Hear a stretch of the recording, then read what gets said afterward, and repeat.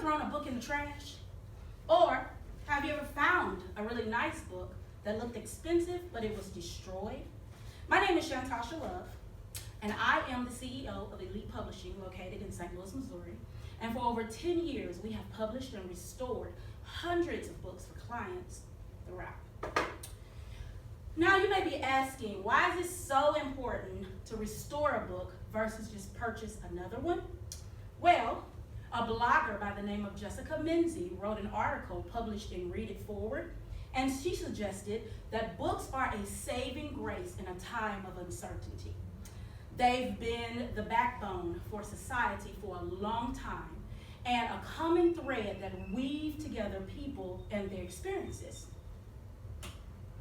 Books are things that should be cherished and loved and appreciated now and always. Another author by the name of Alexandria Owens, she suggested in an article published by Sotheby, stating that while a hard copy first edition of J.K. Rowling's debut book, Harry Potter and the Philosopher's Stone, of which, by the way, there are only 500 printed copies, that book is worth over $45,000 today.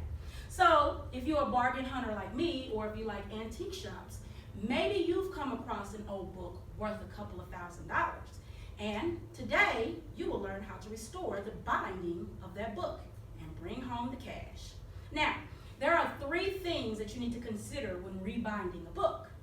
The first thing is the binding process. There are 2 most popular binding processes. This is called a saddle stitch binding. Saddle stitch bindings use a stretch stapler, and you just staple the ends of the book, but the pages are limited. Then you have what is called a perfect bind, which is what I will illustrate today. The second thing that you need to consider is the size of the book that you are rebinding. Here you will see that I have a thermal machine, and you have to make sure that the book can fit the width and the length of the binding machine. The third is the binding method. You can decide if you want to use compact binding or industrial binding. Now, for the sake of time, as you heard, my machine is ready, and all I will do is I will prepare to stick in the already pre-cut glue strip. I place the glue strip inside of the book, make sure that the book and the pages align properly. You place it inside of the book, make sure it is even. You can use a handy little paper clip, place it here on the book, and then you simply stick the book into your binding machine. Now, this process can take anywhere from 30 to 45 seconds in order for the machine to heat up the melted glue strip, and then you take the glue strip out.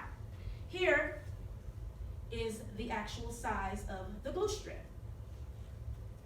As I said before, this is an easy and convenient way for you to restore the book. As soon as it beeps, it will let me know that it is ready, and you just allow the book to cool off. This is a way for you to restore or to fix any books that you may find while you're out thrift shopping and you would like to restore the book.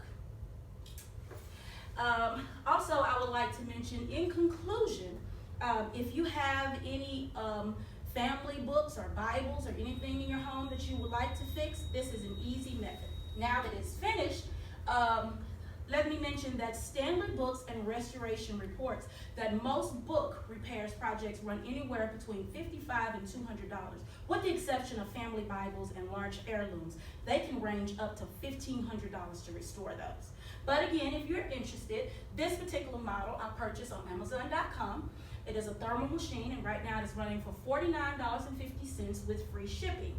And again, as I mentioned, owning your own machine will allow you to complete several jobs in your spare time. And following these few simple steps will save you hundreds of dollars depending on how many books you find to restore. Finally, James Evans, the author of Business Analytics, states that predictive analytics seek to predict the future.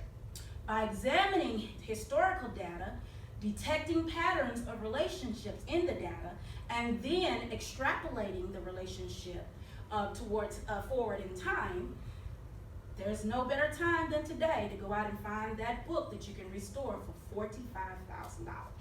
Thank you so much.